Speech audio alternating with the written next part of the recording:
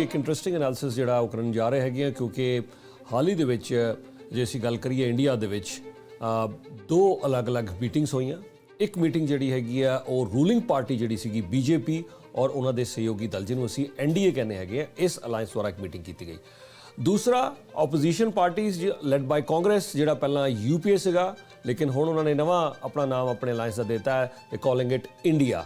So that's abbreviation they are using ਉਹਦੀ ਮੈਂ explanation ਅੱਗੇ ਚੱਲ ਕੇ ਦੱਸਾਂਗਾ। So instead of UPA now it will be called as NDA alliance ਲੇਕਿਨ ਓਪੋਜੀਸ਼ਨ ਦਾ ਜਿਹੜਾ ਅਲਾਈਅੰਸ ਹੈ ਉਹਦੇ ਵਿੱਚ ਟੋਟਲ 26 ਪਾਰਟੀਜ਼ 26 ਪਾਰਟੀਜ਼ ਉਹਦੇ ਵਿੱਚ ਸ਼ਾਮਿਲ ਨੇ। ਔਰ ਜੇ ਅਸੀਂ ਗੱਲ ਕਰੀਏ ਕਿ ਜਿਹੜਾ ਰੂਲਿੰਗ ਪਾਰਟੀ ਦੁਆਰਾ ਜਿਹੜਾ ਅਲਾਈਅੰਸ ਉਹਨਾਂ ਦਾ ਕਹਿਣਾ ਹੈ ਕਿ ਸਾਡੇ ਕੋਲ 36 ਪਾਰਟੀਜ਼ ਜਿਹੜੀਆਂ ਉਹਦੇ ਵਿੱਚ ਸ਼ਾਮਿਲ ਹੋਈਆਂ। ਸੋ ਜਿਹੜੀ ਰੂਲਿੰਗ ਪਾਰਟੀ ਦੀ ਜਿਹੜੀ ਮੀਟਿੰਗ ਹੈਗੀ ਆ ਉਹ ਅਸ਼ੋਕਾ ਹੋਟਲ ਦਿੱਲੀ ਦੇ ਵਿੱਚ ਕਰਵਾਈ ਗਈ। Indian prime minister Narendra Modi ਸਾਹਿਬ ਉਹਦੇ ਵਿੱਚ ਸ਼ਾਮਿਲ ਸੀਗੇ। ਇਸ ਤੋਂ ਇਲਾਵਾ home minister Amit Shah, defence minister Rajnath Singh, ਹੋਰ ਕੈਬਨਿਟ ਮਿਨਿਸਟਰਸ ਇਹਦੇ ਵਿੱਚ ਸ਼ਾਮਿਲ ਸੀਗੇ। ਬੀਜੇਪੀ ਦੇ ਜਿਹੜੇ ਲੀਡਰ ਨੇ ਜੇਪੀ ਨੱਡਾ ਸਾਹਿਬ ਉਹ ਵੀ ਇਹਦੇ ਵਿੱਚ ਸ਼ਾਮਿਲ ਸੀਗੇ ਔਰ ਹੋਰ ਕਈ ਡਿਫਰੈਂਟ ਪੋਲੀਟੀਕਲ ਪਾਰਟੀਜ਼ ਦੇ ਜਿਹੜੇ ਲੀਡਰ ਸੀਗੇ ਉਹ ਇਸ ਐਨਡੀਏ ਦੀ ਇਸ ਮੀਟਿੰਗ ਦੇ ਵਿੱਚ ਸ਼ਾਮਿਲ ਹੋਇਆ। 36 ਪਾਰਟੀਜ਼ ਕਿਹੜੀਆਂ ਨੇ ਉਹਦੇ ਬਾਰੇ ਗੱਲ ਕਰਾਂਗੇ। 26 ਪਾਰਟੀਜ਼ ਇਸ ਤਰਫ ਬਹੁਤ ਸਾਰੇ ਲੀਡਰਸ ਸਾਨੂੰ ਇੱਧਰ ਵੀ ਨਜ਼ਰ ਆਏ ਜਿਹੜਾ ਨਵਾਂ ਇੰਡੀਆ ਦਾ ਅਲਾਈਅੰਸ ਬਣਾਇਆ ਜਾਂ ਓਪੋਜੀਸ਼ਨ ਪਾਰਟੀਜ਼ ਦਾ ਜਿਹੜਾ ਅਲਾਈਅੰਸ ਹੈਗਾ। ਸੋ ਉਹਦੀ ਵੀ ਅਸੀਂ ਐਨਾਲਿਸਿਸ ਤੁਹਾਡੇ ਲਈ ਪੇਸ਼ ਕਰਾਂਗੇ ਕੀ ਕੁਝ ਉੱਤੇ ਹੋਇਆ। ਬੰਗਲੁਰੂ ਦੇ ਵਿੱਚ ਜਿਹੜੀ ਇਹ ਮੀਟਿੰਗ ਹੋਈ ਹੈ ਇਸ ਦੇ ਵਿੱਚ ਫੈਸਲਾ ਹੋਇਆ ਕਿ ਅਗਲੀ ਮੀਟਿੰਗ ਜਿਹੜੀ ਮੁੰਬਈ 'ਚ ਕੀਤੀ ਜਾਏਗੀ। 11 ਮੈਂਬਰ ਦੀ ਕਮੇਟੀ ਬਣਾ ਦਿੱਤੀ ਗਈ ਹੈ। ਦਿੱਲੀ ਦੇ ਵਿੱਚ ਇੱਕ ਆਫਿਸ ਸੈਟਅਪ ਕੀਤਾ ਜਾਏਗਾ ਔਰ ਬਿਆਨ ਅਸੀਂ ਦੋਨੋਂ ਤਰਫਾਂ ਤੋਂ ਸੁਣ ਰਹੇ ਹਾਂ। ਬਿਆਨ ਵੀ ਤੁਹਾਡੇ ਨਾਲ ਅੱਗੇ ਚੱਲ ਕੇ ਸ਼ੇਅਰ ਕਰਾਂਗੇ। ਐਨਾਲਿਸਿਸ ਮੈਂ ਤੁਹਾਡੇ ਲਈ ਪੇਸ਼ ਕਰਾਂਗਾ ਕਿ ਸਟਰੈਂਥਸ ਕੀ ਹੈਗੀਆਂ ਨੇ। ਐਨਾਲਿਸਿਸ ਪੇਸ਼ ਕੀਤਾ ਜਾਏਗਾ ਕਿ ਸਟਰੈਂਥ ਕੀ ਹੈਗੀ ਹੈ ਇਸ ਵੇਲੇ, ਕੌਣ ਅੱਗੇ ਚੱਲ ਰਿਹਾ ਹੈ, who is leading right now, who is leading, ਕੌਣ ਅੱਗੇ ਚੱਲ ਰਿਹਾ ਜੇ ਅੱਜ ਦੀ ਅਸੀਂ ਗੱਲ ਕਰੀਏ। ਔਰ ਵਾਈ ਮੀਡੀਆ ਪੋਲੀਟੀਕਲ ਸੈਂਸੈਕਸ ਦੇ ਵਿੱਚ ਸਾਡੀ ਲਗਾਤਾਰ ਇਹ ਕੋਸ਼ਿਸ਼ ਹੁੰਦੀ ਹੈ ਕਿ ਅਸੀਂ ਤੁਹਾਡੇ ਨਾਲ ਜ਼ਰੂਰ ਸ਼ੇਅਰ ਕਰੀਏ ਕਿ ਕਿਉਂਕਿ ਬਹੁਤ ਸਾਰੀਆਂ ਚੀਜ਼ਾਂ ਬਦਲਣਗੀਆਂ। ਜੇ ਹੁਣ ਫਰਜ਼ ਕਰ ਲਓ ਚਿਰਾਗ ਪਾਸਵਾਨ ਜਸਟ ਬਿਫੋਰ ਦਿਸ ਮੀਟਿੰਗਸ ਵੁੱਡ ਹੈਪਨ ਚਿਰਾਗ ਪਾਸਵਾਨ ਜੁਆਇਨਡ ਦ ਐਨਡੀਏ ਅਲਾਈਅੰਸ, ਕੀ ਫਰਕ ਪਿਆ ਇਹਦੇ ਨਾਲ। ਸੋ ਵਾਈ ਮੀਡੀਆ ਪੋਲੀਟੀਕਲ ਸੈਂਸੈਕਸ ਅੱਜ ਤੋਂ ਲੈ ਕੇ ਲਗਾਤਾਰ ਅਗਲੀਆਂ ਇਲੈਕਸ਼ਨਸ ਤੱਕ ਅਸੀਂ ਤੁਹਾਨੂੰ ਹਰ ਰੋਜ਼ ਜੋ ਡਿਵੈਲਪਮੈਂਟਸ ਉਹ 'ਤੇ ਅਪਡੇਟ ਕਰਾਂਗੇ। ਪਰ ਉਹਦੇ ਨਾਲ ਜਿਹੜਾ ਵਾਈ ਮੀਡੀਆ ਪੋਲੀਟੀਕਲ ਸੈਂਸੈਕਸ ਹੈ ਤੁਹਾਨੂੰ ਲਗਾਤਾਰ ਦੱਸਦਾ ਰਹੇਗਾ ਕਿ ਕਿਹੜਾ ਅਲਾਈਅੰਸ ਕਿੱਥੇ ਖੜਾ ਹੈ। ਕਿਆ ਅਲਾਈਅੰਸ ਕੋਲ 150 ਸੀਟਸ ਨੇ, 200 ਸੀਟਸ ਨੇ ਜਾਂ 250, 300 ਅਲਾਈਅੰਸ ਕਿੱਥੇ ਖੜਾ ਹੈ, ਓਪੋਜੀਸ਼ਨ ਦਾ ਅਲਾਈਅੰਸ ਕਿੱਥੇ ਖੜਾ ਹੈ ਔਰ ਰੂਲਿੰਗ ਪਾਰਟੀ ਦਾ ਅਲਾਈਅੰਸ ਕਿੱਥੇ ਖੜਾ ਹੈ, ਕਾਂਗਰਸ ਲੈਡ ਅਲਾਈਅੰਸ ਕਿੱਥੇ ਖੜਾ ਹੈ, ਬੀਜੇਪੀ ਲੈਡ ਅਲਾਈਅੰਸ ਕਿੱਥੇ ਖੜਾ ਹੈ। ਔਰ ਜੋ ਅਸੀਂ ਇਹ ਨੰਬਰਸ ਤੁਹਾਡੇ ਲਈ ਸ਼ੇਅਰ ਕਰਾਂਗੇ it will B based on ਮੈਨੀ ਡਿਫਰੈਂਟ ਫੈਕਟਰਸ। ਇੱਕ ਤੇ ਹੈਗਾ ਕਿ ਇਨ ਦ ਪਾਸਟ ਕਿਹੜੀ ਸੀਟ ਦੇ ਉੱਤੇ ਬਿਲਕੁਲ ਸੀਟ ਵਾਈਜ਼ ਸਾਡੇ ਕੋਲ ਬਿਊਰਾ ਹੁੰਦਾ ਹੈ। ਐਨਾਲਿਸਿਸ ਅਸੀਂ ਸੀਟ ਵਾਈਜ਼ ਕਰ ਲਿਆ ਕਿ ਇੰਡੀਆ ਦੇ ਵਿੱਚ ਸਾਰੀਆਂ ਜਿਹੜੀਆਂ ਸੀਟਸ ਨੇ ਉਹ ਕਿੱਥੇ ਕਿਹੜੀਆਂ ਸੀਟਸ ਨੇ। ਜੇ 300 ਤੋਂ ਜ਼ਿਆਦਾ ਸੀਟਸ ਬੀਜੇਪੀ ਨੇ ਜਿੱਤੀਆਂ ਉਹ ਕਿਹੜੇ ਏਰੀਆ 'ਚ ਜਿੱਤੀਆਂ ਨੇ। ਕਾਂਗਰਸ ਨੇ ਜੇ 52 ਸੀਟਸ ਜਿੱਤੀਆਂ ਉਹਨਾਂ ਨੇ ਕਿੱਥੇ ਸੀਟਸ ਜਿੱਤੀਆਂ ਨੇ। ਅਲਾਈਅੰਸਿਸ ਨੇ ਕਿੱਥੇ ਸੀਟਸ ਜਿੱਤੀਆਂ ਨੇ। ਅੱਜ ਕੀ ਕਰੰਟ ਸਥਿਤੀ ਬਣ ਰਹੀ ਹੈਗੀ ਆ ਔਰ ਬਹੁਤ ਸਾਰੇ ਹੋਰ ਫੈਕਟਰਸ, ਸਰਵੇਜ਼, ਬੜਾ ਕੁਝ ਉਹ ਸਾਰਾ ਅਸੀਂ ਨਿਚੋੜ ਕੱਢ ਕੇ ਫਿਰ ਵਾਈ ਮੀਡੀਆ ਐਨਾਲਿਸਿਸ ਜਿਹੜਾ ਤੁਹਾਡੇ ਲਈ ਅਸੀਂ ਪੇਸ਼ ਕਰਾਂਗੇ। ਔਰ ਅੱਜ ਵੀ ਇਹਨਾਂ ਦੋ ਅਲਾਈਅੰਸਿਸ ਦੇ ਆਧਾਰ ਦੇ ਉੱਤੇ I will definitely present the numbers. ਅੱਜ ਵਰਡਿਕਟ ਹੁਣੇ ਦੇਵਾਂਗੇ Y media political Sensex. Y media political Sensex ਇਸ ਲਈ ਹੈ ਕਿਉਂਕਿ ਪੋਲੀਟੀਕਲ ਸੈਂਸੈਕਸ ਕਦੇ ਉੱਪਰ ਜਾਏਗਾ ਕਦੇ ਥੱਲੇ ਆਏਗਾ। ਸੋ ਅੱਜ ਇਹ ਪੋਲੀਟੀਕਲ ਸੈਂਸੈਕਸ ਕਿੱਥੇ ਖੜਾ ਹੈ ਉਹ ਵੀ ਤੁਹਾਡੇ ਨਾਲ ਅਸੀਂ ਜ਼ਰੂਰ ਡਿਟੇਲ ਜਿਹੜੀ ਆ ਉਹ ਸਾਂਝੀ ਕਰਾਂਗੇ। ਲੇਕਿਨ ਉਸ ਤੋਂ ਪਹਿਲਾਂ ਕਿ ਮੈਂ ਅੱਗੇ ਵਧਾਂ ਮੈਂ ਜ਼ਰੂਰ ਇੱਥੇ ਦੱਸ ਦਵਾਂ ਕਿ ਜੇ ਅਸੀਂ ਗੱਲ ਕਰੀਏ ਓਪੋਜੀਸ਼ਨ ਦੇ ਅਲਾਈਅੰਸ ਦੇ ਵਿੱਚ ਬਹੁਤ ਬੜੇ ਨਾਮ ਨਜ਼ਰ ਆਏ। ਸੋਨੀਆ ਗਾਂਧੀ ਜੀ ਖੁਦ ਮੌਜੂਦ ਸੀਗੇ, ਰਾਹੁਲ ਗਾਂਧੀ ਜੀ ਵੀ ਉੱਥੇ ਮੌਜੂਦ ਸੀਗੇ। ਮਲਿਕਾਰਜੁਨ ਖਰਗੇ ਪ੍ਰਾਈਮ ਮਿਨਿਸਟਰ ਦੇ ਨਾਮ ਦੇ ਤੌਰ ਦੇ ਉੱਤੇ ਰਾਹੁਲ ਗਾਂਧੀ, ਪ੍ਰਿਯੰਕਾ ਗਾਂਧੀ ਔਰ ਮਲਿਕਾਰਜੁਨ ਖਰਗੇ ਦੀ ਵੀ ਗੱਲ ਕੀਤੀ ਜਾ ਰਹੀ ਹੈ ਕਿ ਪਹਿਲੇ ਦਲਿਤ ਪ੍ਰਧਾਨ ਮੰਤਰੀ ਹੋ ਸਕਦੇ ਨੇ ਦੇਸ਼ ਦੇ, ਉਹਨਾਂ ਨੂੰ ਵੀ ਪ੍ਰੋਜੈਕਟ ਕੀਤਾ ਜਾ ਰਿਹਾ। ਬਟ ਰਾਹੁਲ ਗਾਂਧੀ ਉਹਨਾਂ ਨੂੰ ਪ੍ਰੋਜੈਕਟ ਕੀਤਾ ਜਾ ਰਿਹਾ the next prime minister of India ਜਿੱਥੇ ਉਹ ਜਾ ਰਹੇ ਨੇ। ਸੋ ਇਸ ਤੋਂ ਇਲਾਵਾ ਪ੍ਰਾਈਮ ਮਿਨਿਸਟਰ ਦੇ ਦਾਅਵੇਦਾਰੀ ਦੇ ਵਿੱਚ ਨਿਤੀਸ਼ ਕੁਮਾਰ ਜੀ ਘੱਟ ਤੋਂ ਘੱਟ ਕੋਆਰਡੀਨੇਟਰ ਤਾਂ ਬਣਨਾ ਚਾਹੁੰਦੇ ਨੇ। ਲੱਗ ਰਿਹਾ ਸੀ ਉਹਨਾਂ ਨੂੰ ਇਸ ਮੀਟਿੰਗ 'ਚ ਅਨਾਊਂਸ ਹੋ ਜਾਏਗਾ ਬਟ ਇਹ ਫੈਸਲਾ ਕੋਆਰਡੀਨੇਟਰ ਕੌਣ ਹੋਏਗਾ, 11 ਮੈਂਬਰ ਦੀ ਕਮੇਟੀ ਦੇ ਵਿੱਚ ਕੌਣ ਸ਼ਾਮਿਲ ਹੋਏਗਾ, ਕੋਆਰਡੀਨੇਟਰ ਕੌਣ ਹੋਏਗਾ, ਅਗਲੀ ਮੀਟਿੰਗ ਦੇ ਵਿੱਚ ਅਨਾਊਂਸ ਹੋਏਗਾ। ਮੁੰਬਈ ਦੇ ਵਿੱਚ ਇਹ ਫੈਸਲਾ ਲਿਆ ਜਾਏਗਾ ਜਿਹੜੀ ਅਗਲੀ ਮੀਟਿੰਗ ਮੁੰਬਈ ਦੇ ਵਿੱਚ ਹੋਣ ਜਾ ਰਹੀ ਹੈ। ਔਰ ਇੱਛਾ ਤੇ ਮਮਤਾ ਬੈਨਰਜੀ ਜੀ ਦੀ ਵੀ ਹੈਗੀ ਹੈ ਕਿਉਂਕਿ ਬਹੁਤ ਸਾਲਾਂ ਤੋਂ ਉਹਨਾਂ ਦੀ ਇੱਛਾ ਸੀਗੀ, ਚਾਹੇ ਉਹ ਰੇਲ ਮੰਤਰੀ ਸੀਗੇ ਜਾਂ ਕੁਝ ਸੀਗੇ, ਪਰ ਮਮਤਾ ਬੈਨਰਜੀ ਜੀ ਦੀ ਵੀ ਇੱਛਾ ਸੀਗੀ ਕਿ ਬੰਗਾਲ ਦੀ ਚੀਫ ਮਿਨਿਸਟਰ ਬਣ ਜਾਣ। 3 ਵਾਰ ਬੰਗਾਲ ਦੇ ਚੀਫ ਮਿਨਿਸਟਰ ਉਹ ਹੁਣ ਬਣ ਚੁੱਕੇ ਨੇ। 2011 ਦੇ ਵਿੱਚ ਬਣੇ, ਫਿਰ 2016 'ਚ ਮਮਤਾ ਬੈਨਰਜੀ ਬਣੇ ਔਰ ਫਿਰ 2021 'ਚ ਬਣੇ। ਉਹ ਇੱਛਾ ਉਹਨਾਂ ਦੀ ਪੂਰੀ ਹੋ ਚੁੱਕੀ ਹੈ। 3 ਵਾਰ ਚੀਫ ਮਿਨਿਸਟਰ ਬਣ ਚੁੱਕੇ ਨੇ। ਨਿਤੀਸ਼ ਕੁਮਾਰ ਜੀ 5 ਵਾਰ ਚੀਫ ਮਿਨਿਸਟਰ ਬਣ ਚੁੱਕੇ ਨੇ। ਸੋ ਉਹਨਾਂ ਦੀਆਂ ਇੱਛਾਵਾਂ ਪੂਰੀਆਂ ਹੋ ਗਈਆਂ ਨੇ। ਕੇਜਰੀਵਾਲ ਸਾਹਿਬ 3 ਵਾਰ ਦਿੱਲੀ ਦੇ ਚੀਫ ਮਿਨਿਸਟਰ ਬਣ ਚੁੱਕੇ ਨੇ। ਹੁਣ ਇਹਨਾਂ ਸਾਰਿਆਂ ਦੀ ਇੱਛਾਵਾਂ ਪ੍ਰਧਾਨ ਮੰਤਰੀ ਬਣਨ ਦੀਆਂ ਨੇ। ਲੇਕਿਨ ਜੇ ਅਸੀਂ ਓਪੋਜੀਸ਼ਨ ਅਲਾਈਅੰਸ ਦੀ ਗੱਲ ਕਰੀਏ ਤੇ ਕਿਆ ਇਹ ਸਭ ਤੋਂ ਵੱਡੀ ਸਮੱਸਿਆ ਹੈ ਕਿ ਪ੍ਰਧਾਨ ਮੰਤਰੀ ਦਾ ਕੈਂਡੀਡੇਟ ਕੌਣ ਹੋਏਗਾ? ਇਹ ਸਮੱਸਿਆ ਹੈ ਲੇਕਿਨ ਨੰਬਰ 1 ਸਮੱਸਿਆ ਨਹੀਂ ਹੈ, ਸਭ ਤੋਂ ਬੜੀ ਸਮੱਸਿਆ ਨਹੀਂ ਹੈ। बड़ी देर का मैं जिक्र कर रहा कि जी नंबर 1 समस्या है, नंबर 1 चैलेंज जो ओपोजिशन अलायंस के सामने होएगा, दैट इज़ सीट्स डिस्ट्रीब्यूशन। सीटां का बंटवारा जोड़ा है वो कितना होएगा, ये एक मैं समझदा है कि सब तो बड़ी समस्या ओपोजिशन वास्ते ये होएगी। ये क्यों होएगी? जे मैं शुरुआत करना चाहां तो कांग्रेस और आम आदमी पार्टी अलायंस की गल कर रहे हैं, शामिल हो गए हैं, ऑर्डीनेंस के उत्ते मदद होएगी, बड़ा कुछ हुण चल रहा है। लेकिन सवाल यह है कि जे मैं शुरुआत करा, जे तो इकट्ठे होकर लड़न, जे तकरीबन 20 तो 25 सीटां दे उत्ते बीजेपी नूं बहुत बड़ा चैलेंज दे सकते हैं। 20 तो 20 to 25 सीट्स आम आदमी पार्टी और कांग्रेस जे इकट्ठे मिलके इलैक्शन लड़ते हैं तो 20 to 25 सीट से बड़ा वड्डा चैलेंज दे सकते हैं। मैं कितना सीट्स की गल कर रहा, हिमाचल प्रदेश दियाँ 4 सीट्स की गल उहदे शामिल करो। सिर्फ कला हिमाचल ही नहीं, तुसीं उहदे पंजाब, हरियाणा, दिल्ली भी शामिल करो, और कुछ हद तक राजस्थान या हिंदी हार्टलैंड के एरियाज जिहदे मध्य प्रदेश या छत्तीसगढ़ तक भी कुछ ना कुछ मदद जी है वो इस अलायंस की मिल सकती है। लेकिन सवाल उठेगा, पंजाब दी 13 सीटां की गल करते हैं, आम आदमी पार्टी को हाल ही दे विच 92 सीटां मिलियां।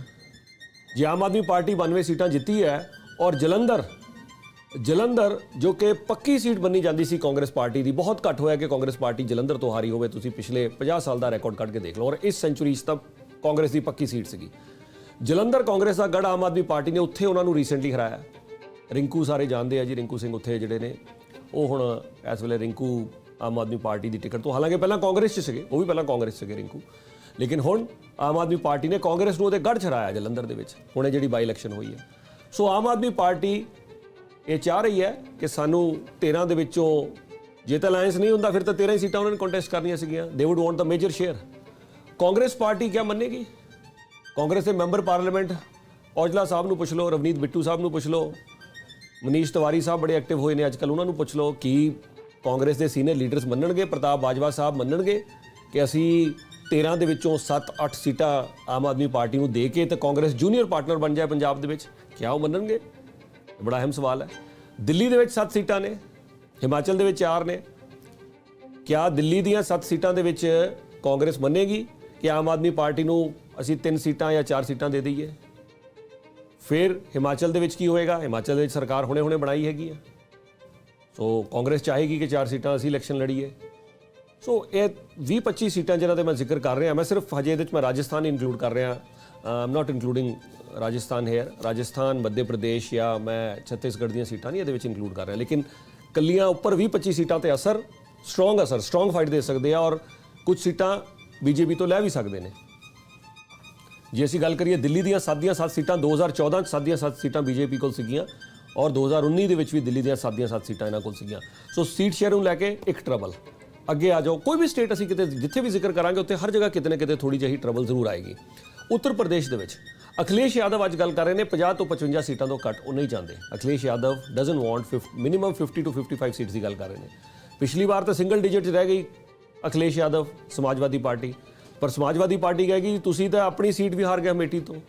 राहुल गांधी साहब एक सीट तुसीं जित्ती है, सोनिया गांधी जी, वो भी इसलिए क्योंकि कोई कैंडीडेट नहीं खड़ा किया सगा BSP और SP ने उन्होंने खिलाफ, तो तुसीं तो खुद यूपी बड़े वीक हो। पर कांग्रेस क्या उत्तर प्रदेश दी 80 सीटां दे विचों बहुत junior, not a junior partner, बहुत जूनियर पार्टनर के 5-7-8 सीटां ते ही लड़ी जाए? क्योंकि जो फॉर्मूला सामने आ रहा है कि बीजेपी को हराने का फॉर्मूला की सामने आ रहा है, वो ये कह रहे हैं 1 versus 1 फॉर्मूला अलायंस बनेगा। और तुसीं सुनिया कि हुण हर कोई यही गल कर रहा, राघव चड्डा भी यही बयान दे रहे हैं, अरविंद केजरीवाल साहब सब बयान दे रहे हैं, 1 versus 1 फॉर्मूला की गल कर रहे हैं। अरविंद केजरीवाल साहब अज की कह रहे थे? अज अरविंद केजरीवाल साहब कह रहे थे कि नफरत की राजनीति नरेंद्र मोदी हुणां ने की है। एवरीबडी वन इंग्लिश भी बड़े घट मैं देखा वैसे अरविंद केजरीवाल साहब ने इंग्लिश, ज़्यादातर अरविंद केजरीवाल साहब हिंदी में बात करते हैं अरविंद केजरीवाल साहब, लेकिन आज मैं देख रहा था कि आज वो अंग्रेजी में भी इंटरव्यूज़ दे रहे थे कि everyone wants to get rid of Modi, hatred की राजनीति कर रहे हैं। अरविंद केजरीवाल साहब का अज मैं बयान सुन रहा सीगा।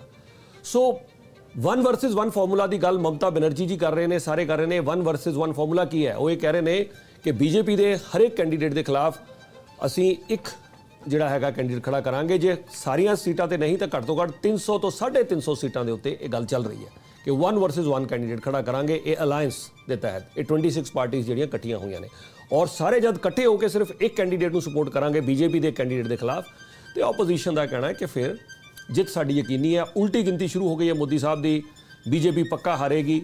ਸੋ ਆਪੋਜੀਸ਼ਨ ਵੱਲੋਂ ਇਹ ਸਾਰੀ ਜਿਹੜੀ ਗੱਲ ਹੈ ਉਹ ਇਸ ਸਮੇਂ ਕੀਤੀ ਜਾ ਰਹੀ ਹੈ। ਬਟ ਸਟੇਟਸ ਦੇ ਬਟਵਾਰੇ ਦੀ ਗੱਲ ਕਰੀਏ, ਉੱਤਰ ਪ੍ਰਦੇਸ਼ ਦੇ ਵਿੱਚ ਟਰਬਲ ਆ ਸਕਦੀ ਹੈ। ਹਾਲਾਂਕਿ ਹਜੇ ਮਾਇਆਵਤੀ ਜੀ ਨੇ ਕਿਸੇ ਨੂੰ ਕਮਿਟਮੈਂਟ ਬਹੁਤੀ ਨਹੀਂ ਦਿੱਤੀ ਹੈ, ਬਟ ਹੋ ਸਕਦਾ ਹੈ ਕਿ ਮਾਇਆਵਤੀ ਜੀ ਜਿਹੜੇ ਨੇ ਉਹ ਬੀਜੇਪੀ ਵੱਲ ਚਲੇ ਜਾਣ ਜਾਂ ਕਿਸੇ ਵੀ ਅਲਾਇੰਸ ਦੇ ਵਿੱਚ ਸ਼ਾਮਿਲ ਨਾ ਹੋਣ। ਲੇਕਿਨ ਸਮਾਜਵਾਦੀ ਪਾਰਟੀ ਔਰ ਬਾਕੀ ਜਿਹੜੀਆਂ ਪਾਰਟੀਆਂ ਨੇ ਉੱਥੇ ਉੱਤਰ ਪ੍ਰਦੇਸ਼, ਕਾਂਗਰਸ ਬਹੁਤ ਜੂਨੀਅਰ ਪਾਰਟਨਰ 8, 10, 12 ਸੀਟਾਂ ਲਈ ਕਿਆ ਤਿਆਰ ਹੋ ਜਾਏਗੀ? ਬੜਾ ਅਹਿਮ ਸਵਾਲ ਹੈ। ਅੱਗੇ ਚੱਲਦੇ ਹਾਂ। ਵੈਸਟ ਬੰਗਾਲ ਦੇ ਵਿੱਚ ਕਿੰਨੀਆਂ ਸੀਟਾਂ ਨੇ? 42 ਸੀਟਾਂ ਨੇ। ਮਮਤਾ ਬੈਨਰਜੀ ਜੀ ਕਿਉਂ ਚਾਹਣਗੇ ਕਿ ਅਸੀਂ ਇੱਥੋਂ ਬਾਹਰ ਹੋਈਏ? ਹੁਣ ਜਿੰਨੀਆਂ ਸੀਟਾਂ ਪਿਛਲੀ ਵਾਰ ਜਿੱਤੀਆਂ ਨੇ ਉਨੀਆਂ ਸੀਟਾਂ ਨਹੀਂ, ਉਹ ਕਹਿੰਦੇ ਜੀ ਅਸੀਂ ਸਾਰੀਆਂ 42 ਸੀਟਾਂ ਤੇ ਇਲੈਕਸ਼ਨ ਲੜਨੀ ਹੈ ਐਜ਼ ਵੀ ਸਪੀਕ। ਹੁਣ ਕੱਲ ਨੂੰ ਸੀਟਾਂ ਦਾ ਬਟਵਾਰਾ ਕੁਝ ਹੋ ਜਾਂਦਾ, ਉਹ ਕੱਲ ਦੀ ਗੱਲ ਹੈ। ਲੇਕਿਨ ਮਮਤਾ ਬੈਨਰਜੀ ਜੀ ਇਸ ਵੇਲੇ 42 ਸੀਟਸ ਤੋਂ ਘੱਟ ਨਹੀਂ ਨਜ਼ਰ ਆ ਰਹੇ। ਇੱਕ ਹੋਰ ਇੰਟਰਸਟਿੰਗ ਇਨਫੋਰਮੇਸ਼ਨ ਦੇ ਦਈਏ ਇੱਥੇ ਕਿ ਲੈਫਟ ਫਰੰਟ ਕਹਿ ਰਿਹਾ ਹੈ ਕਿ ਅਸੀਂ ਨੈਸ਼ਨਲ ਲੈਵਲ ਤੇ ਤਾਂ ਅਲਾਇੰਸ ਬਣਾ ਰਹੇ ਹਾਂ, ਬਟ ਤ੍ਰਿਣਮੂਲ ਕਾਂਗਰਸ TMC ਮਮਤਾ ਬੈਨਰਜੀ ਜੀ ਦੇ ਨਾਲ ਅਸੀਂ ਇੱਥੇ ਬੰਗਾਲ ਦੇ ਵਿੱਚ ਇਕੱਠੇ ਇਲੈਕਸ਼ਨ ਨਹੀਂ ਲੜ ਰਹੇ ਹਾਂ। ਅੱਜ ਦੀ ਇਹ ਗੱਲ ਹੈ। ਕੱਲ ਲੈਫਟ ਫਰੰਟ ਜਿਹੜਾ ਅਲਾਇੰਸ ਹੁੰਦਾ ਹੈ ਤੇ ਅਲਾਇੰਸ ਤਾਂ ਹੈਗੇ ਨੇ, ਉਹ ਵੀ ਚਾਹੁੰਦੇ ਨੇ ਕਿ yes Modi should go, BJP should ਗੋ, ਲੇਕਿਨ ਕੱਲ ਦੀ ਗੱਲ ਕੱਲ ਦੇਖਾਂਗੇ। ਪਰ ਵੈਸਟ ਬੰਗਾਲ ਦੀਆਂ 42 ਸੀਟਸ ਤੇ ਬਟਵਾਰਾ ਕਿੱਦਾਂ ਹੋਏਗਾ? ਕਾਂਗਰਸ ਕਿੰਨੀਆਂ ਸੀਟਾਂ ਤੇ ਮੰਨੇਗੀ ਉੱਥੇ ਇਲੈਕਸ਼ਨ ਲੜਨ ਲਈ? ਔਰ ਮਮਤਾ ਬੈਨਰਜੀ ਜੀ ਕਹਿਣਗੇ ਕਿ ਤੁਸੀਂ ਤਾਂ ਸਿਮਟ ਕੇ ਰਹਿ ਗਏ, ਤੁਸੀਂ ਤਾਂ ਆਪੋਜੀਸ਼ਨ ਵੀ ਨਹੀਂ ਰਹਿ ਗਏ। ਹੁਣ ਵੈਸਟ ਬੰਗਾਲ ਦੀਆਂ ਅਸੈਂਬਲੀ ਇਲੈਕਸ਼ਨ ਜਿਹੜੀਆਂ ਹੋਈਆਂ ਨੇ 2021 ਦੇ ਵਿੱਚ, ਉਹ ਜੇ ਤਾਂ ਤੁਸੀਂ 3rd ਪੋਜੀਸ਼ਨ ਤੇ ਚਲੇ ਗਏ ਹੋ।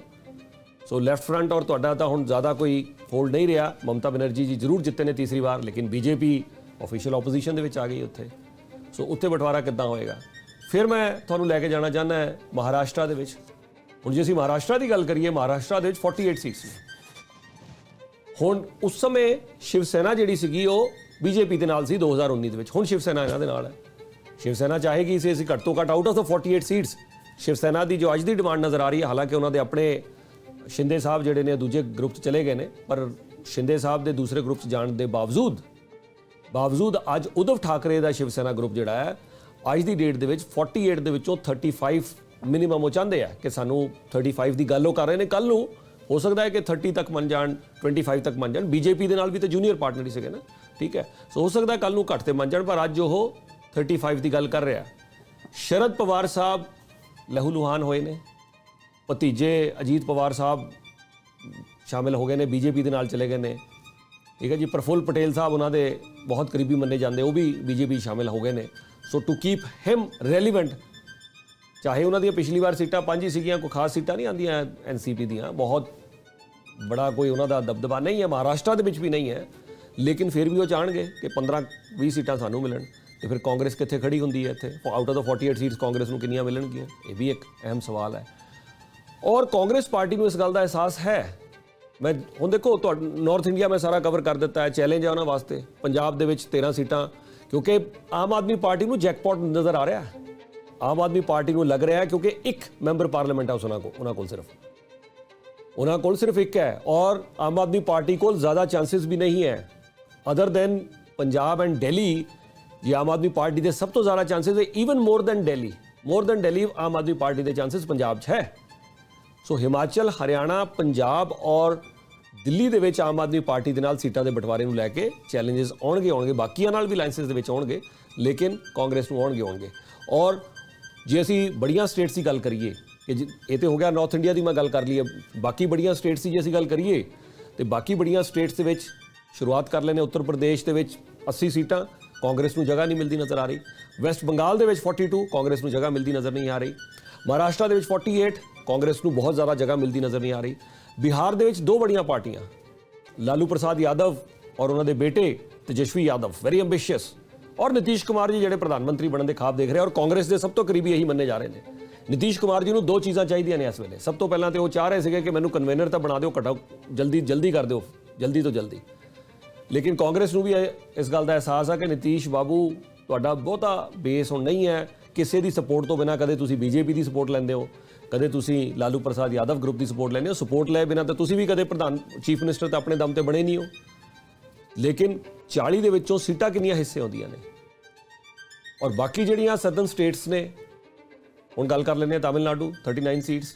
ਅਲਾਇੰਸ ਕਿਹਦਾ ਇਹਨਾਂ ਦੇ ਨਾਲ? AIADMK ਦਾ ਅਲਾਇੰਸ BJP ਦੇ ਨਾਲ, ਉਹ ਬਾਅਦ 'ਚ ਗੱਲ ਕਰਾਂਗੇ। ਉਹਨਾਂ ਦਾ ਜ਼ਿਆਦਾ ਹੋਲਡ ਹੈ ਵੀ ਨਹੀਂ। ਔਰ DMK ਦੀ ਜੇ ਅਸੀਂ ਗੱਲ ਕਰੀਏ, DMK ਜਿੰਨੀਆਂ ਸੀਟਾਂ ਪਿਛਲੀ ਵਾਰ ਜਿੱਤਿਆ ਹੈਗਾ ਤੇ ਉਹ ਕਹੇਗਾ ਜੀ ਸਾਨੂੰ 5-7 ਸੀਟਾਂ ਦੇ ਵੱਧ ਦਿਓ।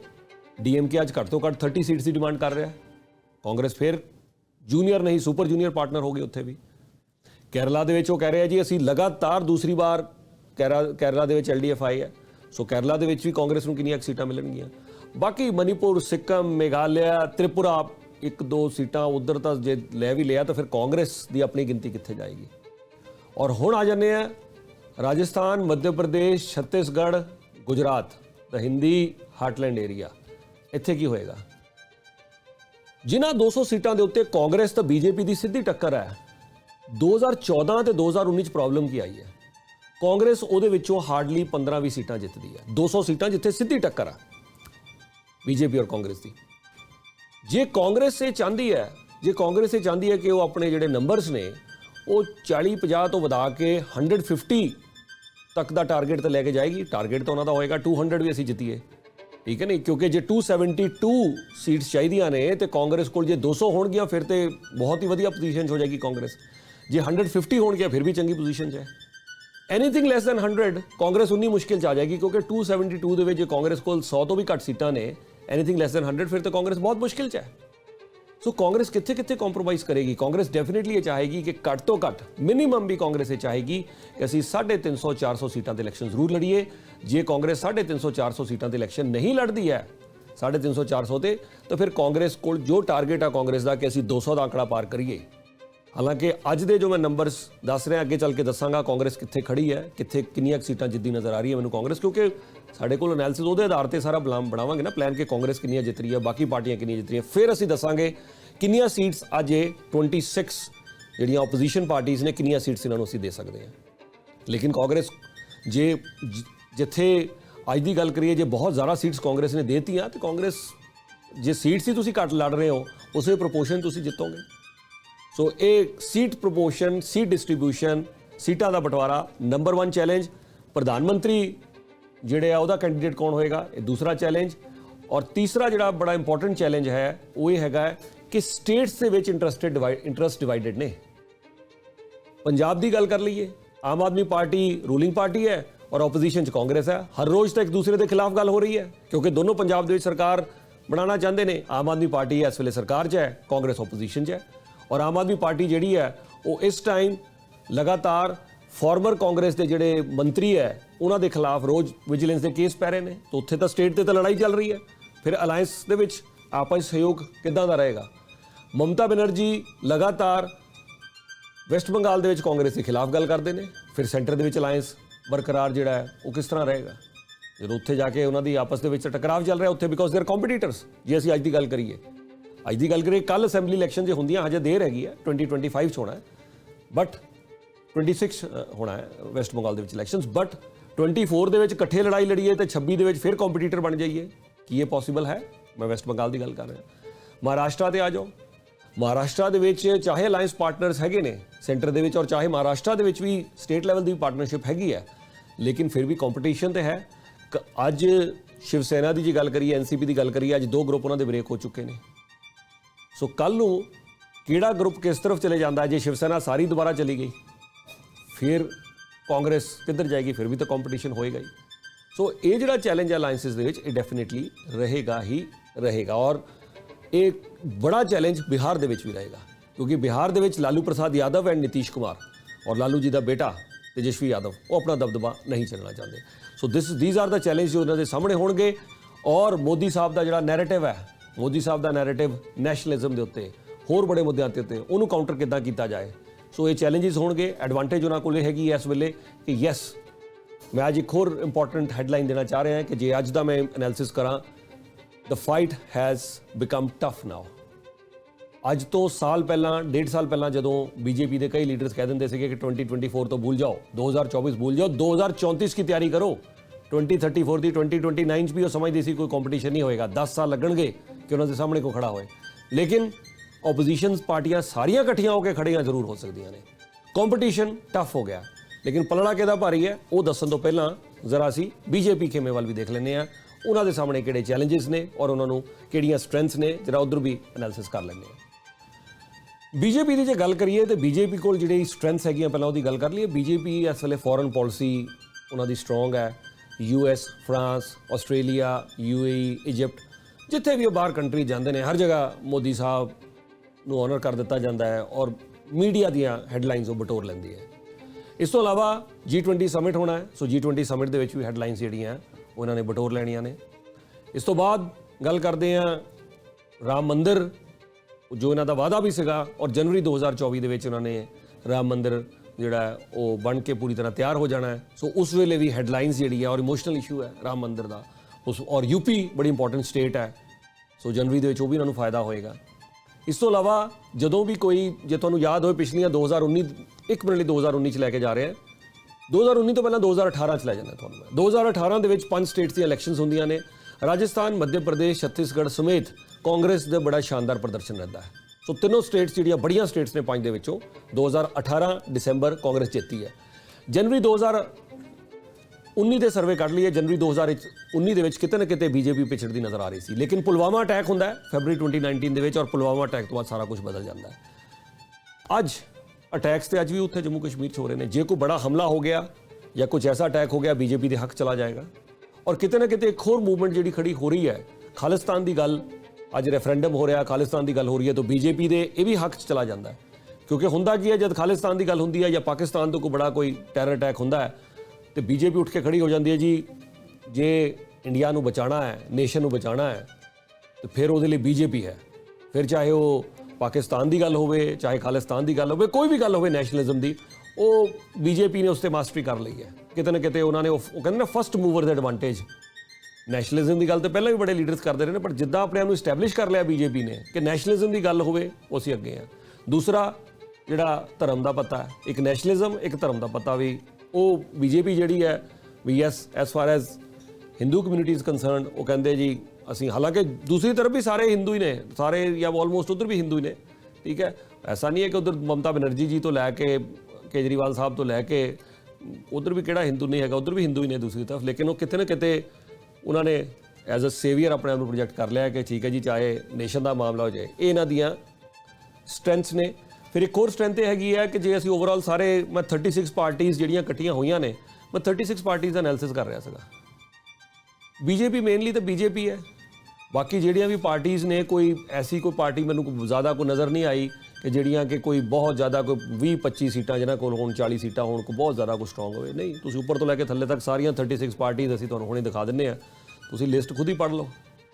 ਜੇ ਕਿਸੇ ਕੋਲ 2, 4, 5, 7, ਹੁਣ ਅਕਾਲੀ ਦਲ ਕੋਲ ਵੀ 2 ਤਾਂ ਮੈਂਬਰ ਪਾਰਲੀਮੈਂਟ ਨੇ, ਅਕਾਲੀ ਦਲ ਆ ਜਾਏਗਾ ਤਾਂ ਵੀ ਠੀਕ ਹੈ। 13 ਦੇ ਵਿੱਚੋਂ BJP ਨੂੰ ਵੀ ਪਤਾ ਹੈ, ਠੀਕ ਹੈ ਨਹੀਂ, ਇਸ ਲਈ ਅਜੇ ਉਹ ਅਲਾਇੰਸ 'ਚ ਨਹੀਂ ਆਏ। ਜੇ ਕੱਲ੍ਹ ਨੂੰ ਆ ਵੀ ਜਾਂਦੇ ਆ, BJP ਨੂੰ ਪਤਾ ਹੈ ਵੀ 13 ਦੇ ਵਿੱਚੋਂ 2 ਹੈ, 4 ਸੀਟਾਂ ਲੈ ਜਾਣਗੇ, ਇਸ ਤੋਂ ਜ਼ਿਆਦਾ ਸੀਟਸ ਉਹਨਾਂ ਨੇ ਵੀ ਨਹੀਂ ਲੈਣੀਆਂ।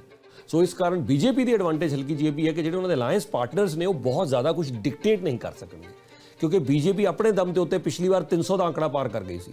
ਜੇ BJP 100 ਸੀਟਾਂ ਵੀ ਲੂਜ਼ ਕਰਦੀ ਹੈ, 100 ਸੀਟਸ ਵੀ ਲੂਜ਼ ਕਰਦੀ ਹੈ, ਤੇ ਜੇ BJP ਕੋਲ ਫਿਰ ਵੀ 200 ਦਾ ਅੰਕੜਾ ਵੀ ਰਹਿ ਜਾਂਦਾ ਹੈ, still BJP wood be very strong. But the problem with BJP wood B ਕਿ ਬੜੇ ਪਾਰਟਨਰਸ ਉਹਨਾਂ ਕੋਲ ਹੈ ਨਹੀਂ ਹੈ। ਇਸ ਵਾਰ ਬਿਹਾਰ ਦੇ ਵਿੱਚ ਪਿਛਲੀ ਵਾਰ ਤੋਂ ਘੱਟ ਸੀਟਾਂ ਰਹਿਣਗੀਆਂ ਕਿਉਂਕਿ ਅਲਾਇੰਸ ਟੁੱਟ ਗਿਆ ਹੈ। ਮਹਾਰਾਸ਼ਟਰ ਦੇ ਵਿੱਚ ਵੀ ਅਸੀਂ ਕਹਿ ਜ਼ਰੂਰ ਰਹੇ ਹਾਂ ਕਿ ਜੀ NCP ਤੋਂ ਅਜੀਤ ਪਵਾਰ ਸਾਹਿਬ ਵੀ ਆ ਗਏ, ਪ੍ਰਫੁੱਲ ਪਟੇਲ ਵੀ ਆ ਗਏ, ਪਰ ਸੀਟ ਕਿੰਨੀ ਆਈ ਹੈ? 1 ਸੀਟ ਆਈ ਹੈ NCP ਤੋਂ। MP ਦਾ 1 ਹੀ ਆਇਆ, ਔਰ ਸ਼ਿੰਦੇ ਸਾਹਿਬ ਜੇ ਉਧਰੋਂ ਆ ਵੀ ਗਏ ਨੇ, ਤਾਂ ਸੀਟਾਂ ਕਿੰਨੀ ਆਈਆਂ? 2-4 ਸੀਟਾਂ ਨਾਲ ਤਾਂ ਗੱਲ ਨਹੀਂ ਬਣੇਗੀ। ਹਾਂ, ਇਹਨਾਂ ਦੀ ਆਪਣੀਆਂ ਸੀਟਸ 15 ਤੋਂ 20 ਦੇ ਵਿੱਚ ਆਉਣ ਦੇ ਚਾਂਸਸ ਨੇ, ਬਟ ਸਾਰਾ ਅਲਾਇੰਸ ਵੀ ਮੈਂ ਇਕੱਠਾ ਕਰਾਂ, ਆਊਟ ਆਫ ਦਾ 48 ਸੀਟਸ ਜੇ ਮੈਂ ਅੱਜ ਨੰਬਰ ਦੇਣੇ ਹੋਣ, ਤੇ ਅੱਜ 20 ਸੀਟਾਂ ਬਣਦੀਆਂ ਇਹਨਾਂ ਦੀ out of 48, anywhere in between 18 to 23 ਮੈਂ ਨੰਬਰ ਲਗਾ ਕੇ ਬੈਠਾ ਇਹਨਾਂ ਦਾ, 18 to 23। ਇਹ ਤੁਸੀਂ ਨੋਟ ਕਰ ਲੈਣਾ, ਜਿਹੜੀ ਗੱਲਾਂ ਕਹਿ ਰਹੇ ਔਨ ਰਿਕਾਰਡ ਕਹਿ ਰਹੇ ਆ, ਨੋਟ ਕਰ ਲੈਣਾ। ਕੋਈ ਜ਼ਿਆਦਾ ਕੋਈ ਹਜੇ ਬਦਲਾਵ, ਕੱਲ੍ਹ ਨੂੰ ਕੁਝ ਅਲਾਇੰਸਿਸ ਚੇਂਜ ਹੋਣ ਤਾਂ ਸਾਡਾ ਪੋਲੀਟੀਕਲ ਸੈਂਸਿਕਸ ਵੀ ਚੇਂਜ ਹੋਏਗਾ। ਬਟ ਅੱਜ 18 to 23 ਸੀਟਸ ਬਣ ਰਹੀ ਇਹਨਾਂ ਦੀ ਮਹਾਰਾਸ਼ਟਰ 'ਚ, out of 48 seats. So BJP ਕੋਲ ਐਡਵਾਂਟੇਜ ਇੱਥੇ ਹੈ ਕਿ yes BJP is very strong in the overall alliance, ਲੇਕਿਨ ਦੂਸਰੀ ਤਰਫ ਜਿਹੜੀਆਂ ਬਾਕੀ ਪਾਰਟੀਆਂ ਬਹੁਤ ਸਟਰੋਂਗ ਬੜੀਆਂ ਪਾਰਟੀਆਂ ਇਹਨਾਂ ਦੇ ਨਾਲ ਨਹੀਂ ਹੈਗੀਆਂ, ਅਲਾਇੰਸਿਸ ਟੁੱਟ ਰਹੇ ਨੇ, ਠੀਕ ਹੈ। ਚਾਹੇ ਉਹ ਬਿਹਾਰ ਦੇ ਵਿੱਚ ਅਲਾਇੰਸ ਹੈ, ਮਹਾਰਾਸ਼ਟਰ ਦੇ ਵਿੱਚ ਅਲਾਇੰਸ ਹੈ। ਉੱਤਰ ਪ੍ਰਦੇਸ਼ ਦੇ ਵਿੱਚ ਕਿਆ BSP ਜਿਹੜੀ ਹੈ ਬਾਹਰੋਂ ਇਹਨਾਂ ਨੂੰ ਸਪੋਰਟ ਦੇ ਸਕਦੀ ਹੈ ਜੇ ਜ਼ਰੂਰਤ ਪਈ? ਹੋ ਸਕਦਾ ਹੈ, that is a strong possibility. Mayawati ji ਬਹੁਤ ਜ਼ਿਆਦਾ ਐਕਟਿਵ ਹੁਣ ਨਹੀਂ ਇਸ ਵੇਲੇ ਨਜ਼ਰ ਆ ਰਹੇ, ਔਰ BJP ਦੇ ਇਹ ਤੇ ਕੁਝ ਸਟਰੈਂਥਸ ਹੋ ਗਈਆਂ, ਲੇਕਿਨ ਨਾਲ ਦੀ ਨਾਲ ਚੈਲੰਜ ਇਹ ਹੈ ਐਂਟੀ ਇਨਕੰਬੈਂਸੀ ਫੈਕਟਰ ਜ਼ਰੂਰ ਹੋਏਗਾ। ਔਰ ਜੇ ਅਸੀਂ ਰੀਸੈਂਟਲੀ ਦੇਖੀਏ 2 ਸਟੇਟਸ ਦੇ ਵਿੱਚ ਉਹ ਨਜ਼ਰ ਆਇਆ, ਹਿਮਾਚਲ ਪ੍ਰਦੇਸ਼ ਦੇ ਵਿੱਚ ਸ਼ਾਨਦਾਰ ਜਿੱਤ ਹੋਈ, ਔਰ ਕਰਨਾਟਕਾ ਦੇ ਵਿੱਚ ਕਾਂਗਰਸ ਦੀ ਸ਼ਾਨਦਾਰ ਜਿੱਤ ਹੋਈ, ਔਰ ਹੁਣ ਅੰਕੜੇ ਦੱਸ ਰਹੇ ਨੇ ਕਿ ਮੱਧ ਪ੍ਰਦੇਸ਼ ਔਰ ਛੱਤੀਸਗੜ੍ਹ ਦੇ ਵਿੱਚ ਵੀ ਇਸ ਸਮੇਂ ਕਾਂਗਰਸ ਸਟਰੋਂਗ ਨਜ਼ਰ ਆ ਰਹੀ ਹੈ। ਸੋ BJP ਕੋਲ ਐਂਟੀ ਇਨਕੰਬੈਂਸੀ ਫੈਕਟਰ, ਆਮ ਲੋਕਾਂ ਦੇ ਜਿਹੜੇ ਦਿੱਕਤਾਂ ਨੇ, ਚਾਹੇ ਨੌਕਰੀਆਂ ਉੱਥੇ नहीं ज़्यादा लोगों को मिल रही, क्राइम या होर बड़े सारे मुद्दों के उत्ते इस वेले किते ना किते चैलेंज है। वेव किसी की नज़र नहीं आ रही, ना एंटी मोदी वेव है ना प्रो मोदी वेव है। वेव जिस तरह होंगी ना लगातार मोदी है तो मुमकिन है, वो वेव जब बनती है वो फिलहाल नहीं है। हालांकि हजे टाइम है, 9 महीने पे ने इलैक्शन के, बट वेव फिलहाल किसी की भी सानू नज़र नहीं आ रही। मुद्दे की गल के उत्ते आ जाने, चैलेंजिस दोनों के सामने हैं, दोनों ग्रुप्स के सामने हैं और क्विकली नंबरस अज असीं प्रेजेंट कर देंगे हैं। जो अज तो 6-8 महीने पहला मैंने नंबरस पूछे होंगे तो मैं जरूर कहता कि बीजेपी और वो जिहड़े अलायंस पार्टनर्स ने, बीजेपी और अलायंस पार्टनर्स 250 to 300 के विच असीं रख देना सीगा कि कंफर्टेबल है। और किते ना किते ये भी गलत नहीं होना सीगा कि 275 to 325 भी असीं कह सकते हैं। और 275 to 325 नंबरस जी असीं बीजेपी और सहयोगी पार्टनर से कहते, मतलब बीजेपी और पार्टनर्स ने पक्का जित जाना सी, कोई 272 चाहिए ने। सो 275 मिनीमम असीं रख रहे सीगे और अपर लिमिट जी है 325। सो उस रेंज के बीजेपी और अलायंस पार्टनर्स ने बड़े आराम नाल जित जाना सीगा। अज के नंबरस की, अज असीं नंबर जिहड़े आ वो घटा रहे हैं, इन्हों 250 to 300 के विच रख रहे हैं। बीजेपी और जिहड़ा इन्हां दा अलायंस हैगा इस समय ये 250 to 300 के आस पास सीट्स इन्हां दियां इस समय बन रही हैगियां। और कांग्रेस और जिहड़े उहदे सहयोगी दल ने, कुछ देर पहलां दी गल करिए तो 150 to 200, और ये भी कहना गलत नहीं होएगा कि मैं शायद 125 तो 175 ही रखना सी उन्होंने, लेकिन 150 to 200 मैं सोच रहा सीगा कि चलो एक रीजनेबल नंबर दे सकते हैं। अज नंबर चेंज हो गया है, जो हुणे 26 पार्टीज इकट्ठियां हो गई ने। सो अज का जो नंबर है वो 200 to 250। सो नंबर मैं दोहरा देना, डेट तुसीं नोट कर लो। अज का नंबर साडा वाई मीडिया पोलीटिकल सेंसैक्स कांग्रेस और उहदे सहयोगी दल 200 to 250, लेकिन 250 जिहड़ा अपर नंबर है वो भी 272 तो घट है, लोअर नंबर 200 का होर भी काफ़ी घट है। बीजेपी का लोअर नंबर जिहड़ा बीजेपी और सहयोगी दल है वो 250 तो लैके 300 तक है। किस तरह नंबर तक मैं पहुंचिया है, ये नंबर तुहाडे किस तरह दिता है, हुणे अगे चल के भी तुहानूं जरूर दसांगे। स्टेट वाइज हर स्टेट के नंबर असीं तुहाडे नाल शेयर करांगे, क्योंकि स्टेट वाइज नंबर असीं तुहाडे नाल शेयर करांगे। कारण की है कि बड़े बारी लोग गल करते हैं जी बहुत कुछ होना है, बहुत कुछ होना है, पर कुछ चीज़ां पता ही है। जे तुसीं कह दो जी कि दिल्ली ਦੀਆਂ 7 सीटां ਦੇ ਵਿੱਚੋਂ बीजेपी 7 ਦੀਆਂ 7 हार जाएगी, पॉसिबल नहीं है। वो तो फिर अनहोनी तो कुछ भी हो सकती है, बहुत बड़ी कोई वेव कल चल गई, वो फिर कल दस देंगे, वो वेव सानू भी पता होएगी। तुसीं कहो जी गुजरात ਦੇ ਵਿੱਚ 26 सीटां ने, गुजरात ਦੀਆਂ 26 सीटां चों बीजेपी सिर्फ 6 सीटां लेगी, पॉसिबल नहीं है। 20+ सीट्स बीजेपी ने लैणियां सो असीं अंदाज़ा ला लैंदे हैं कि गुजरात ਦੀਆਂ 26 सीटां ਦੇ ਵਿੱਚੋਂ ਅੱਜ बीजेपी 20 तो लैके 24 ਦੇ ਵਿੱਚ नज़र आ रही है। तो ਅੱਜ ਅਸੀਂ गुजरात ਦੇ ਵਿੱਚ बीजेपी ਨੂੰ 22 ਦੇ ਦਿੰਦੇ ਹਾਂ। सो जिवें अज की गल करा, इन बिटवीन 22 तुसीं हुणे ही लोक सभा दी इलैक्शन कल हो जाण, गुजरात दे विच पता है 20 to 24 दे विच रहेगा number out of the 26 seats. हो सकता है 26 हो जाए, हो सकता 20 रह जाए, बट ये नहीं हो सकता भी गुजरात दे विच बीजेपी 12-15 सीटां ते रहे, पॉसिबल नहीं है। असैंबली इलैक्शन हुणे हो के हटियां ने, ठीक है। और इस तो पहला दोनों 2014-2019 क्लीन स्वीप 26 लगातार। सो उहदे तो सानूं एक रफ आइडिया हो जाता है भी किहड़ी पार्टी कित्थे खड़ी। हुण कांग्रेस है, कल नूं चाहे 80 ਦੇ 80, चाहे अलायंस दे विच कहता आ जाए जी कांग्रेस 80 दी 80 सीटां ते लड़ लवे, ठीक है जी। उत्तर प्रदेश दे विच कांग्रेस फिर भी 80 दी 80 सीटां ते भी जे लड़ लेगी, कांग्रेस जिहड़ी है वो फिर भी 10-15 सीटां भी शायद जिते, बाकी सारियां सपोर्ट दे नाल। मैं क्यों ये गल कह रहा, महागठबंधन चैक कर लो, 2019 महागठबंधन 15 सीटां सीगियां उन्हां कोल, सिर्फ महागठबंधन सीगा, इकट्ठे इलैक्शन लड़ के देख लिया उन्होंने, जिहदे विच कि BSP SP और कांग्रेस इकट्ठे शामिल सीगे। सो उत्थे कुछ ज़्यादा फर्क नहीं पिया, इसे कारण दोबारा अलायंस बनाने तो सोच रहे हैं, महागठबंधन बना के भी कोई फायदा तो होया नहीं सी उस वेले भी। और अगले पॉइंट के उत्ते आ जाने हैं, बीजेपी जिहड़ी है उहदे कोल जी अज मैं वोट शेयर जिहड़े 36 पार्टीज़ ने, इन्हां दा वोट शेयर ले लईए कि कितना वोट शेयर उन्हां कोल हैगा सीगा। हालांकि अज नंबर बदल सकते हैं, अज मुद्दे होर हो सकते हैं, बट वोट शेयर जे असीं बीजेपी और इन्हां दे अलायंस पार्टनर्स दा लईए, क्योंकि जदों सीट्स ट्रांसलेट करन तो पहला वोट शेयर देखना बड़ा जरूरी है। सो मैं जो वोट शेयर ट्रांसलेट करा, समवेयर अराउंड 47% का वोट शेयर बनता है बीजेपी और उहदियां सहयोगी दलों का, जिहड़े 36 पार्टीज़ ने। और जे मैं गल करा कांग्रेस और उन्हां दी सहयोगी पार्टियां, उन्हां दा 39% वोट शेयर है। 39% वोट शेयर कांग्रेस और उन्हां दे अलायंस का, बीजेपी और उन्हां दा अलायंस का जिहड़ा वोट शेयर है वो 47%। सो 8% का उत्थे भी फर्क नज़र आ रहा है। फिर बीजेपी ने तकरीबन कई ऐसियां सीट्स ने जिथे उन्होंने 1 ਲੱਖ 2 ਲੱਖ 3 ਲੱਖ 4 ਲੱਖ के फर्क के नाल जब असीं वो नंबर भी टैबलेट करते हैं, 3-3 4-4 ਲੱਖ ਦੀਆਂ ਜਿਹੜੀਆਂ सीटां जित्तियां ने, सो उन्हां दे विच क्या बीजेपी जिहड़ी है, क्या बीजेपी जिहड़ी है जिथे 2 ਲੱਖ का मार्जिन जित रही है, 3 ਲੱਖ का मार्जिन जित रही है, 4 ਲੱਖ के मार्जिन तो जित रही है, जे वो 130-40 सीटां उस तो उपर है तो वो 100-125 सीटां के उत्ते उन्होंने अज भी टक्कर देना बड़ा ਮੁਸ਼ਕਿਲ ਹੋ ਜਾਏਗਾ। ਸੋ ਇਹ ਸਾਰੇ ਐਨਾਲਿਸਿਸ ਦੇ ਨਾਲ ਅਸੀਂ ਅੱਜ ਦਾ ਜਿਹੜਾ ਵਰਡਿਕਟ ਹੈ ਤੁਹਾਡੇ ਲਈ ਸ਼ੇਅਰ ਕਰ ਦਿੱਤਾ ਹੈ। ਔਰ ਬੀਜੇਪੀ ਔਰ ਉਹਦੇ ਸਹਿਯੋਗੀ ਦਲਾਂ ਨੂੰ 250 to 300, ਕਾਂਗਰਸ ਔਰ ਉਹਦੇ ਸਹਿਯੋਗੀ ਦਲਾਂ ਨੂੰ 200 to 250। ਖੈਰ ਆ ਸਕਰੀਨ ਦੇ ਉੱਤੇ ਤੁਸੀਂ ਦੇਖ ਰਹੇ ਹੋ, ਇੱਕ ਵਾਰ ਮੈਂ ਫਿਰ ਤੋਂ ਦੁਬਾਰਾ ਪੂਰਾ ਦਿਖਾ ਦਿੰਦਾ ਹੈ। ਬੀਜੇਪੀ ਐਂਡ ਅਲਾਇੰਸ ਅੱਜ ਦੇ ਨੰਬਰਸ ਹੈਗੇ ਨੇ ਜੀ। ਵਾਈ ਮੀਡੀਆ ਪੋਲੀਟੀਕਲ ਸੈਂਸੈਕਸ ਇਹ ਕਹਿ ਰਿਹਾ, ਅਲੱਗ-ਅਲੱਗ ਸਰਵੇਸ ਕਹਿ ਸਕਦੇ ਨੇ। ਇਹ Y media as a group editor Y media ਮੈਂ ਪੋਲੀਟੀਕਲ ਸੈਂਸੈਕਸ ਦੇਖ ਰਿਹਾ ਤੁਹਾਡੇ ਸਾਹਮਣੇ। ਬੀਜੇਪੀ ਔਰ ਅਲਾਇੰਸਿਸ 250 to 300, ਬਾਕੀ ਜਿਹੜਾ ਕਾਂਗਰਸ ਔਰ ਉਹਦੇ ਅਲਾਇੰਸ ਨੇ ਇੰਡੀਆ ਅਲਾਇੰਸ ਉਹ 200 to 250।